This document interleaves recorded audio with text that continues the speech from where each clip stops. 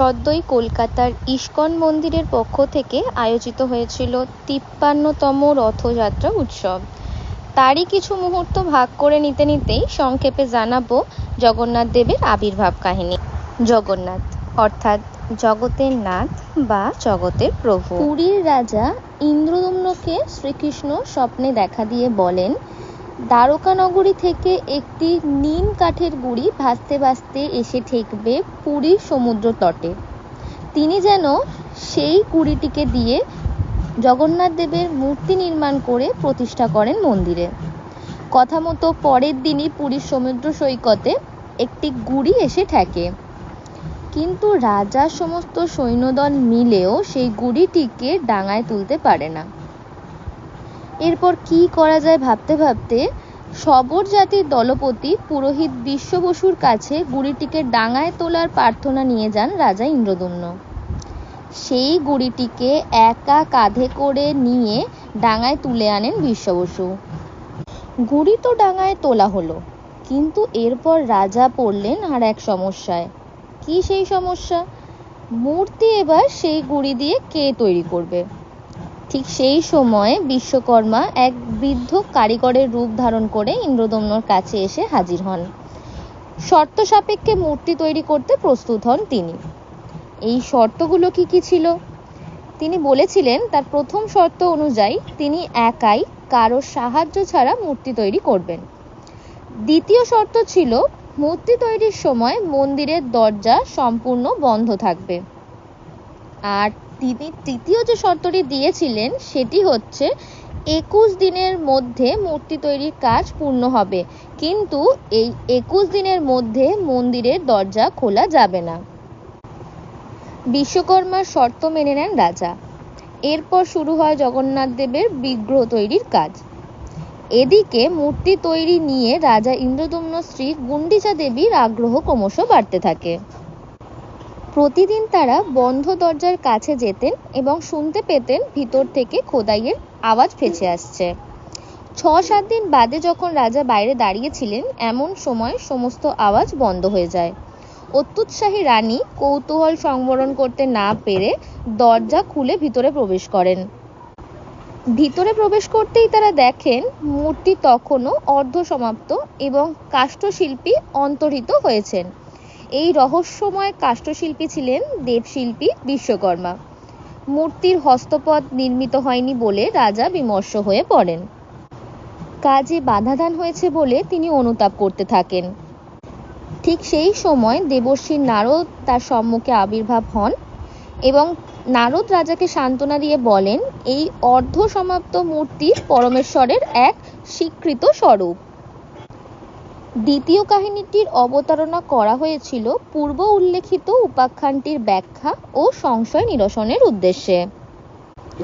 বৃন্দাবনের গোপীরা একদিন কৃষ্ণের লীলা ও তাদের কৃষ্ণপ্রীতির কথা আলোচনা করছিলেন। কৃষ্ণ গোপনে সেই সকল কথা আড়ি পেতে শুনছিলেন। কৃষ্ণভগিনী সুভদ্রাকে নিয়োগ করা হয়েছিল গোপীরা যখন কৃষ্ণের কথা আলোচনা করেন তখন কৃষ্ণ যেন তাদের নিকটবর্তী না হতে পারে সেদিকে নজর রাখার জন্য। কিন্তু গোপীদের কৃষ্ণপ্রীতি দেখে পরিতুষ্ট সুভদ্রা তাদেরই কথা শুনতে শুনতে বিমোহিত হয়ে গেলেন। দেখতে পেলেন না যে তাদের দুই দাদা কৃষ্ণ ও বলরাম এগিয়ে আসছেন। সেই কাহিনী শুনতে শুনতে দুই ভাইয়ের কেশ খাড়া হয়ে উঠল, হাত গুটিয়ে এলো, চোখ দুটি বড় বড় হয়ে গেল এবং মুখে আনন্দের উচ্চ হাসির রেখা ফুটে উঠল। এই কারণেই জগন্নাথ, বলরাম ও সুভদ্রার এই প্রকার রূপ। বৈষ্ণবরা কৃষ্ণের এই বিমূঢ় রূপটিকে পুজো করেন। আর এই জগন্নাথ দেবের সবচেয়ে বিখ্যাত উৎসবটি হলো রথযাত্রা। এই উৎসবের সময় জগন্নাথ, বলরাম ও সুভদ্রার মূর্তি মূল মন্দিরের অর্থাৎ বড় দেউল গর্ভগৃহ থেকে বের করে এনে কাঠের তৈরি 3টি বিরাট রথের করে প্রায় 3 কিলোমিটার দূরে গুন্ডিচা মন্দিরে নিয়ে যাওয়া হয়। ভক্তরাই এই রথগুলোকে টেনে নিয়ে যান। যেখানেই জগন্নাথ মন্দির আছে সেখানেই এই রথযাত্রা অতি সুন্দরভাবে আয়োজিত করা হয়। রথযাত্রায় জগন্নাথ, সুভদ্রা ও বলরামের 3টি আলাদা রথ তৈরি হয়। এই রথের আবার নামগুলিও আলাদা আলাদা। জগন্নাথের রথটির নাম হচ্ছে নন্দীঘোষ, বলরামের রথটির নাম তলোধ্বজ এবং সুভদ্রার রথের নাম হচ্ছে দর্পদলন। 3 ভাই বোনের 3টি রথের চাকার সংখ্যাও আলাদা। জগন্নাথের রথের 16টি চাকা, বলরামের রথের 14টি এবং সুভদ্রার রথে 12টি চাকা থাকে। 3টি রথের রঙও আলাদা হয়। জগন্নাথের রথের রং হয় লাল হলুদ, এটি মূলত বিষ্ণুর পছন্দের রং।